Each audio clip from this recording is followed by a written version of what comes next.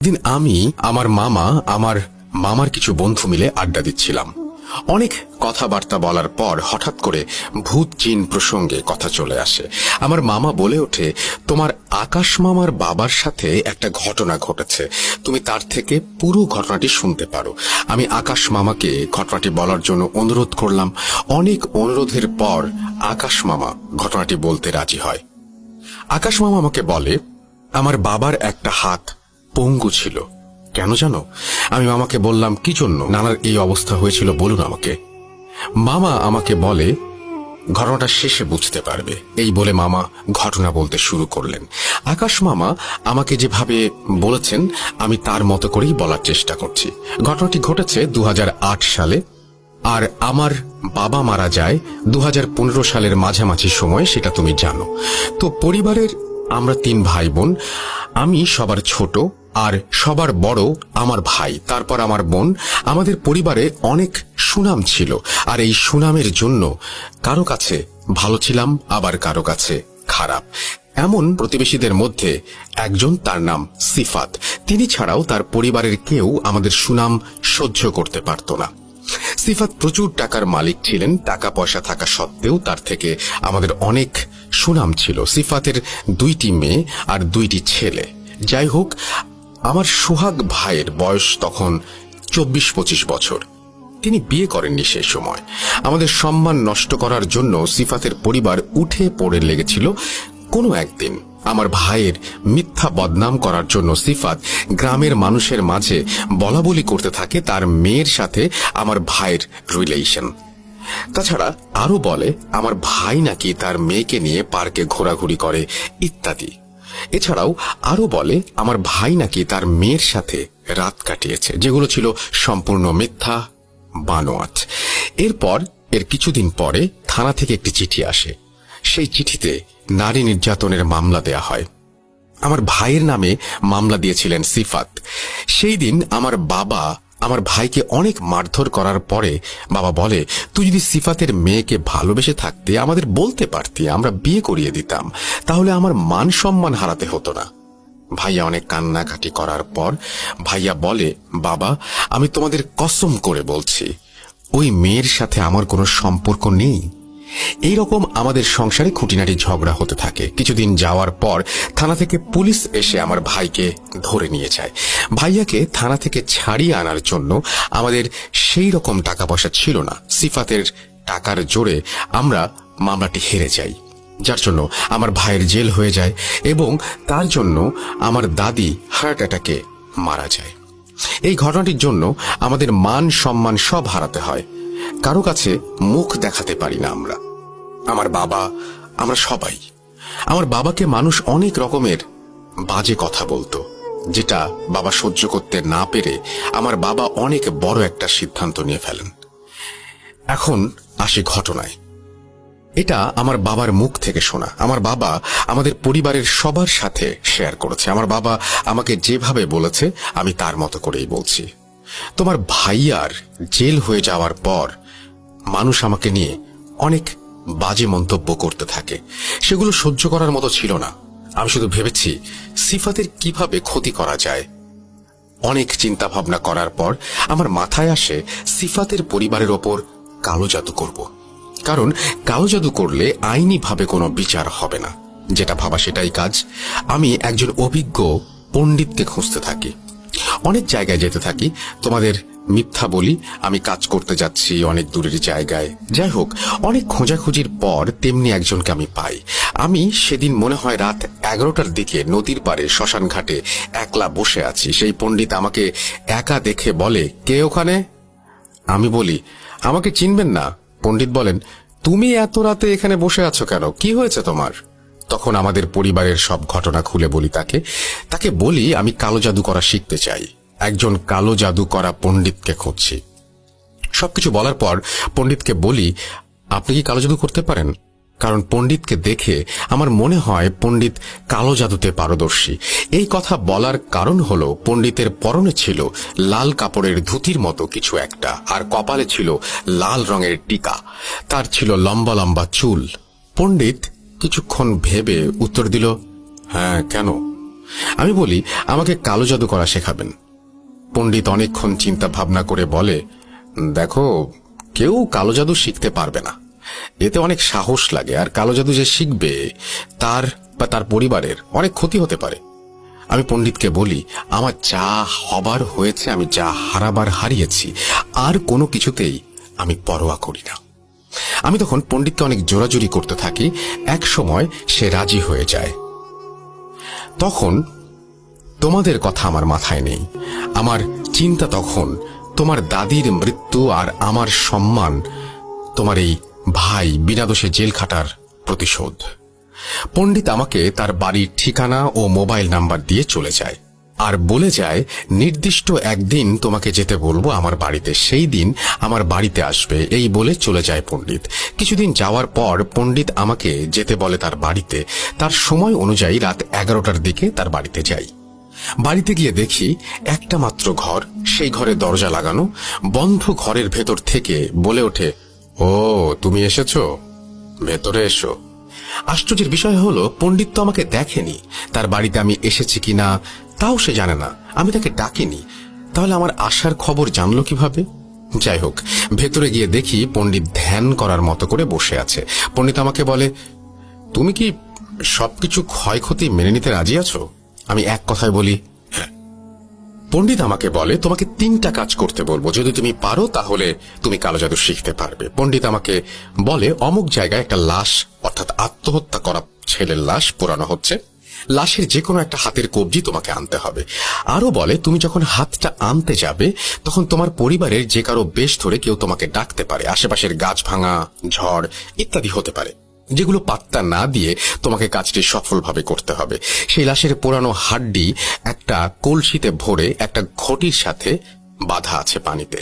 পণ্ডিতের কথা শুনে আমার মনে ভয় হচ্ছে, আর চিন্তা করছি, যাব কি যাব না। পণ্ডিত তখন আমাকে বলে ওঠে, কি চিন্তা করো মিয়া, যদি তুমি পারো তাহলে বলো আমাকে। কিছুক্ষণ চিন্তা করে বলি, হ্যাঁ আমি পারবো। আমার মনে তখন সিফাতের পরিবারের ক্ষতি করা আর তোমার ভাইয়ের সাথে কি হয়েছে সেটার জেদ ধরে আছে। এরপর পণ্ডিত আমাকে একটা তেলের শিশি দিয়ে বলে, এই তেলটা সারা গায়ে মাখাও এবং গায়ে কোনো পোশাক না পরে ওই শ্মশান থেকে হাতটা নিয়ে আসো। পণ্ডিতের কথা মতো আমি পোশাকবিহীন ভাবে সারা শরীরে তেল মেখে আমার গন্তব্যে যাওয়ার জন্য রওনা হই। সেই রাতটা ছিল জ্যোৎস্নার আলোয় ভরা, রাস্তা অনেক পরিষ্কার দেখা যাচ্ছে। আমার মনে তখন পর্যন্ত পণ্ডিত যে বলেছে ভয় ভীতির কথা তার কিছুই মনে নেই। আমার শুধু মনে আছে আমাকে কাজটা সম্পূর্ণ করতে হবে। অনেক দূর যাওয়ার পর দেখি সত্যি নদীর কিনারায় খুঁটির সাথে একটা দড়ি বাঁধা। সেটি দেখেই আমার পণ্ডিতের সব কথা মনে পড়ে যায়। আমি তখন মনে ভয় নিয়ে আস্তে আস্তে সেই খুঁটির কাছে গিয়ে দড়ি ধরে টান দিতেই দেখি প্রচুর পরিমাণে বাতাস আমার দিকে আসছে, চারিপাশে প্রচুর বাতাস। আশ্চর্যের বিষয় হলো আমার শরীরে সেই বাতাস লাগছে না। এদিকে আমার পায়ের নিচে ছিল চোরাবালির মতো এক ধরনের মাটি। আমি তখন কলসিটি যেই না ওপরে উঠাই এবং কলসির ভেতরে হাত দিয়ে সেই পোড়ানো লাশের হাত বের করতেই দেখি আমার পা দুটো মাটির ভেতরে ঢুকে যাচ্ছে। আমি তখন অনেক ভয় পাই, ভয়ে মনে হচ্ছে আমার আত্মাটা বের হয়ে যাবে। আমি তাড়াতাড়ি সেখান থেকে ওপরে উঠে আসি। এরপর ফিরে আসার সময় পেছন থেকে আমার পরিবারের সবার কণ্ঠে ডাক শুনতে পাই। আরো শুনতে পাই কেউ পেছন থেকে বলছে, আমার হাতটা ফেরত দিয়ে যা, ফেরত না দিলে অনেক ক্ষতি হবে। পণ্ডিত আমাকে আগেই বলেছিল এইসব ঘটবে, তাই এইগুলোর কোনো পাত্তা না দিয়ে আমি কাজটি করতে সফল হই। পণ্ডিতের কাছে যাওয়ার পর আমার শরীর এতটাই ক্লান্ত ছিল যে সেখানেই শুয়ে পড়ি। তখন পণ্ডিত কি যেন পানিতে একটা মন্ত্র পড়ে আমার শরীরে পানি ছিটিয়ে দেয়া মাত্রই সাথে সাথে আমি এক লাফ দিয়ে উঠে বসি। পণ্ডিত আমাকে গোসল করে আসতে বলে। আমি গোসল করে আসার পর পণ্ডিত আমাকে বলে, তুমি যার হাতটা নিয়ে এসেছো প্রত্যেক রাতে তোমার কাছে এসে হাতটি ফেরত দিতে বলবে। এছাড়া অনেক ভয় দেখাবে, যেগুলো কোনো পাত্তা না দিয়ে তুমি শর্ত দিয়ে তাকে কাজ করতে বলবে। তার পরের দিন আমি বাড়িতে চলে আসি। বাড়িতে আসার আগে পণ্ডিত আমাকে বলে, আবার যেদিন তোমাকে আসতে বলবো সেই দিন আসবে। সেই দিন রাতে ঘটে ভয়ঙ্কর একটি ঘটনা। আমি সেদিন রাতে ভাত খেয়ে 0 পাওয়ারের বাতি জ্বালিয়ে ঘুমাতে যাই, কারণ এটি আমার অভ্যাস। কিছু সময় পর ঘুম চলে আসে। হঠাৎ কোনো এক শীতল হাতের স্পর্শে আমার ঘুম ভেঙে যায়। তখন রাত কয়টা বাজে তা বলতে পারবো না। আনুমানিক মধ্যরাত হবে। ঘুম ভেঙে যাওয়ার পর আমি স্পষ্ট দেখি আমার ঘরের ভেতরে একটা ছায়া মূর্তি দাঁড়িয়ে আছে। আমার দিকে রাগী কণ্ঠে আমার হাতটা আমাকে ফেরত দে, এই টাইপের একটা কথা বলছে। আমি তাতে রাজি না হওয়াতে সে আমাকে জোরে একটা চর মারে গালে। আমি তখন জ্ঞান হারিয়ে ফেলি। সকালে ঘুম থেকে উঠে দেখি আমার গাল ফুলে ঢোল হয়ে গেছে। এইরকম ভাবে আমার সাথে প্রতিনিয়ত এইসব ভয়ঙ্কর ঘটনা ঘটতে থাকে। এরকম কিছুদিন যাওয়ার পর আমার মনে আর কোনো ভয় থাকে না এবং তাকে শর্ত দিয়ে কাজ করতে বলে, আর সেই ছায়া মূর্তিটি রাজিও হয়ে যায়। কিছুদিন যাওয়ার পর সেই পণ্ডিতের ডাক আসে। তার ডাকে সাড়া দেওয়ার জন্য আবার তার কাছে চলে যাই। এইবার সেই পণ্ডিত আমাকে বলে অমুক জায়গায় এক সাধু পণ্ডিতকে বসে রেখে কবর দেয়া হয়েছে, সেই সাধুর মাথা নিয়ে আসতে হবে। এবার ও আমাকে সারা শরীরে তেল মাখিয়ে যেতে বলে। আমি শরীরে সেই বিশ্রী গন্ধের তেল মেখে একটা কোদাল, লাইট আর একটা খোঁড়ার জন্য কিছুটা বেলচা টাইপের জিনিস নিয়ে গন্তব্যস্থলে রওনা হই। তখন আমার দুইটা চিন্তা মাথায় ঢুকেছে, এক ভৌতিক আর একটা হিন্দুদের গণপিটুনি। কারণ হিন্দুদের বাড়ি থেকে অল্প কিছু দূর ছিল সেই সাধু পণ্ডিতের কবর। যাই হোক, আমি ছোট্ট একটা লাইটের আলো আস্তে আস্তে নিয়ে এগিয়ে যাচ্ছি। রাতের অন্ধকারে ঝিঝি পোকা আর শেয়াল কুকুরের ডাক আমার কানে ভেসে আসছে। নিস্তব্ধ গা ছমছমে রাতে একা যাচ্ছি তো যাচ্ছি। একসময় আমার গন্তব্যস্থানে এসে পৌঁছাই। আমি ভয়ে ভয়ে আস্তে আস্তে কোদাল দিয়ে মাটি খুঁড়তে থাকি এবং কোনো কিছু সমস্যা ছাড়াই কাজটায় সফল হই। আমার কাছে মনে হচ্ছে কাজটা সফল হওয়ার পেছনে সেই রাতের ছায়া মূর্তিটির অবদান আছে। কারণ সেই মূর্তিকে আমি শর্ত দিয়েছিলাম আমি যেগুলো কাজ করব তাকে সাহায্য করতে হবে। সেই মূর্তিটি রাজিও হয়েছিল, যার জন্য আমাকে কোনো সমস্যা পোহাতে হলো না। দীর্ঘ 3 মাস পর আবার সেই পণ্ডিত আমাকে তার বাড়িতে যেতে বলে। আমি তার বাড়িতে চলে যাই। এইবার আমাকে সেই পণ্ডিত বলে এই কঠিন কাজটি যদি তুমি করতে পারো তাহলে তুমি কালো জাদুতে পারদর্শী হবে। পণ্ডিত বলে এতে তোমার মৃত্যু ঝুঁকি আছে। পণ্ডিতকে আমি বলে উঠি, গুরু কি করতে হবে আমাকে তাই বলেন। আমার মৃত্যু নিয়ে আমি ভাবছি না, আমার মৃত্যু অনেক আগেই হয়ে গেছে। পণ্ডিত বলে অমুক জায়গায় আজকে একটা কবরস্থানে একটা আত্মহত্যা করা মেয়ের লাশ মাটি দেয়া হয়েছে, সেই লাশের ডান হাতটাকে কেটে আনতে হবে। আমি রাজি হলাম। পণ্ডিত আমাকে আবারও সেই তেল মাখিয়ে সেই কাটা হাতটি আনতে যেতে দিল এবং সাথে একটা পানি পড়া বোতল দিয়ে বলল কবরের ভেতরে কোনো কিছু দেখলে এই পানি ছিটিয়ে দেবে। সারা শরীরে তেল মেখে আমি গন্তব্যে যাওয়ার জন্য প্রস্তুত হয়ে রওনা দেই। রাত্রি ছিল ভীষণ অন্ধকার। অন্ধকারে ছোট একটি লাইটের আলোয় গুটি গুটি পায়ে এগোচ্ছি। পথের মধ্যে হঠাৎ করে সাদা শাড়ি পরা একটা মেয়ে আমার সামনে চলে আসে। লাইটের হালকা আলোয় তার মুখের দিকে তাকিয়ে দেখি তার মুখটা এতটাই বিভৎস তা বলার মতো না। তার মুখ থ্যাতলারও মনে হচ্ছে আর তার মুখ থেকে মাংস খসে খসে পড়ছে। আমি দেখি তার লম্বা চুল সাপের মতো এদিক ওদিক নড়াচড়া করছে আর তার চোখ এতটাই জলজল করছে মনে হচ্ছে রাগে সে আমাকে এখনই মেরে ফেলবে। এদিকে আমার সারা শরীর ভিজে শেষ, মনে হচ্ছে এখনই গোসল করে আসলাম। তখন আমার সারা শরীর থরথর করে কেঁপে উঠেছে, মনে হচ্ছে আমি এক্ষুনি জ্ঞান হারিয়ে ফেলবো। অনেক কষ্টে আমি নিজেকে সামলে ভাঙা ভাঙা কণ্ঠে বলি, কি চাও আমার কাছে? আমার পথ কেন আটকালে? আমিও তোমার কোনো ক্ষতি করিনি, তাহলে আমার পথ আটকালে কেন? মেয়েটি মেজাজের কণ্ঠস্বরে বলে আর এগুতে নিষেধ করে সে আমাকে। আমি তখন সাথে থাকা বোতলের পানি ছিটিয়ে দেই এবং সেই দৃশ্যটি সঙ্গে সঙ্গে উধাও হয়ে যায়। এরকম পথের সামনে কখনো কুকুর, কখনো বিড়াল, কখনো বিশাল সাপ, আরো অনেক কিছু আমার পথ আটকানোর চেষ্টা করে। আমি তখন হেঁটে যাচ্ছি আর ভাবছি সেই ছায়া মূর্তিটা কেন আমাকে সাহায্য করছে না। এই সব কিছুর কোনো পাত্তা না দিয়ে বুকে সাহস নিয়ে এরপর আমি গন্তব্যস্থানে পৌঁছাই। সেখানে গিয়ে আমি দেখি অনেক বড় একটা কবরস্থান। কবরস্থানের ভেতরে একটা বাতিও জ্বলছে না। পণ্ডিতের বলা সেই কবরটা অনেক খোঁজাখুঁজির পর দেখি দক্ষিণ পাশে একটা কোনায় সেই কবরটি। যথারীতি আমি সাথে নিয়ে যাওয়া কোদাল যেই না একটা কোপ দিয়েছি তৎক্ষণাৎ ভেতর থেকে একটা চিৎকার ভেসে আসে। আমি সেই আওয়াজের কোনো পাত্তা না দিয়ে কবর খুঁড়তে থাকি আর আমার কানের কাছে কেউ ফিস ফিস করে এই জঘন্য কাজটি করতে নিষেধ করে। এই কথা শোনা মাত্রই ঘাড় ফিরিয়ে দেখি কেউ নেই সেখানে। যাই হোক, কবর খোঁড়ার শেষে বাঁশের তালাই উঠাতেই দেখি লাশের ওপরে একটা বিশাল সাপ পেঁচিয়ে ফেনা তুলে সেই লাশটিকে কামড় দিচ্ছে। আমি এটা দেখে আমার সারা শরীর যেন ঝাঁকি দিয়ে ওঠে আর ভয় পেয়ে যাই। সাথে সাথে কবর থেকে এক লাফে ওপরে উঠে আসি, আর পণ্ডিতের সেই পানি পড়া দিয়ে কবরের মাঝে ছিটাতেই দেখি সাপটি উধাও। আমার সাথে নিয়ে যাওয়া একটা ধারালো ছুরি দিয়ে লাশটির হাত কাটার জন্য কবরে আবার নেমে পড়ি।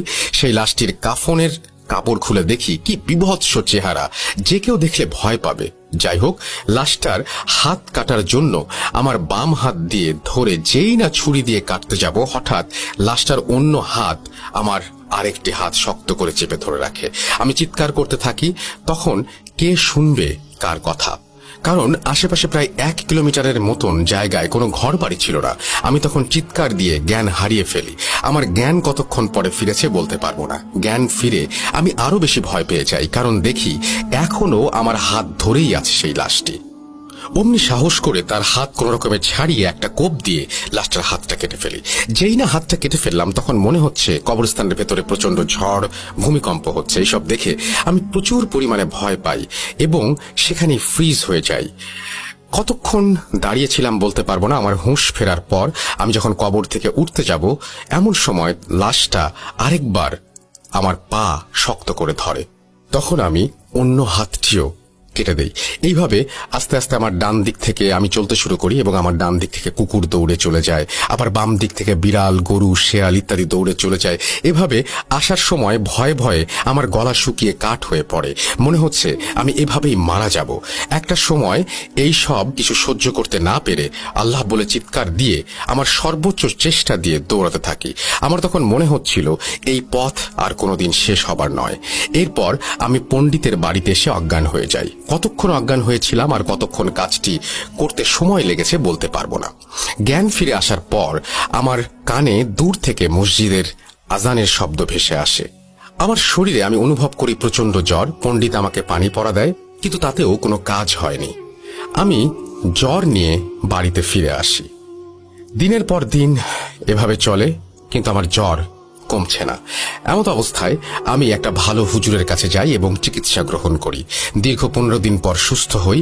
এরপর সেই ছায়ামূর্তিটিকে জিজ্ঞেস করি, আমার এই কাজটিতে কেন তুমি সাহায্য করনি? তখন ছায়ামূর্তিটি আমাকে বলে, আমি আমার শক্তি দিয়ে তাকে আটকাতে পারিনি। যাই হোক, ওই সবগুলোকে বশ করে নিজের আয়ত্ত করে ফেলি। পণ্ডিত বিভিন্ন ধরনের মন্ত্র শিখিয়ে দেয়। তারপর সিফাতের ছেলের ওপর আমি কালো জাদু করে বসি। এখন দেখতেই পাচ্ছ সিফাতের ছেলের কি অবস্থা হয়েছে। আর কিছুদিন পর মারা যাবে সে। আর আমার হাত পঙ্গু কেন সেটা বলছি। কালো জাদু করতে যাওয়ার শেষ মুহূর্তে এসে আমার হাত আমাকে বিসর্জন দিতে হয়, কারণ সিফাতের বাবা একটা পরহেজগার হুজুরকে দিয়ে কালো জাদু নষ্ট করতে চেয়েছিল। তাকে তার কাজে সফল করতে না দেওয়ার সময় আমি হঠাৎ করে একটা ভুল করে বসি, যার জন্য আমার হাতের এই অবস্থা। আমার এই হাতটি যদি বিসর্জন না দিতাম, তাহলে শেষ মুহূর্তে এসে আমার স্বপ্ন নষ্ট হয়ে যেত। একদিন সেই হুজুরকে সিফাতের বাসায় নিয়ে আসে। সেই হুজুর তার ছেলেকে দেখেই বলে, আপনার ছেলের উপরে জঘন্য কালো জাদু করা হয়েছে। হুজুর বলে, আমি সর্বোচ্চ চেষ্টা করব, দেখা যাক কি হয়। হুজুর তার মতো করে চেষ্টা চালিয়ে যেতে থাকে। এমন সময় দেখি হুজুর কালো জাদু নষ্ট করার শেষের দিকে। এমন অবস্থায় আমি আমার সেই পোষা জিনকে বলি, কি করছিস তোরা? হুজুর তো সব পরিকল্পনা নষ্ট করে দিচ্ছে। তখন পোষা জিনগুলো বলে, হুজুরের 4টি খুব শক্তিশালী ভালো জিন আছে, তাদের শক্তিতে পেরে উঠছি না আমরা। আমি তখন আমার পোষা জিনদের 3টি কালো খাসি, 3টি মুরগি দেওয়ার ওয়াদা করি, তাতে তারা রাজি হয় না। শেষ পর্যন্ত তাদের সাথে আরো আমার একটা হাতের বিনিময়ে তাদের কাজটি করতে বলি, আর তাতে আমি সফল হই। শেষ পর্যন্ত সিফাতের ছেলের মৃত্যু নিশ্চিত করে ফেলি। এরপর বাবা বলে, আসলে কালো জাদু করে আমি খুব ভুল কাজ করেছি। এই জঘন্য কাজটি করা আমার উচিত হয়নি। এই জঘন্য কাজের জন্য একটা প্রাণ আর আমার হাত হারিয়ে ফেলি। এখন আফসোস করি, জীবনে কি ভুলটাই না করেছি বলার মতো না, কারণ শাস্তি দেওয়ার মালিক হলো আল্লাহ, আর সেই আল্লাহর বিরুদ্ধে আমি গেছি। জানি না এই পাপের ক্ষমা আছে কিনা। এই কথা বলে আমার বাবা কান্না করতে থাকেন। এই ছিল মামার বাবার জীবনে ঘটে যাওয়া ঘটনা। এরপর সিফাতের পরিবারের সাথে কি হয়েছে এবং তার ছেলের সাথে কি ঘটেছে ইনশাল্লাহ অল্প কিছুদিনের মধ্যে পাঠিয়ে দেব। আর আকাশ মামারা 2020 সালে অন্য জায়গায় চলে গিয়েছে সবকিছু বিক্রি করে। আর সবশেষে একটা কথা বলি, দয়া করে কেউ কারো মিথ্যা দুর্নাম বের করবেন না, কালো জাদু শিখবেন না, আর কালো জাদু প্রয়োগ করবেন না, কারণ এর পরিণতি কখনো ভালো হয় না, খারাপ হয় সব সময়। আল্লাহ হাফেজ।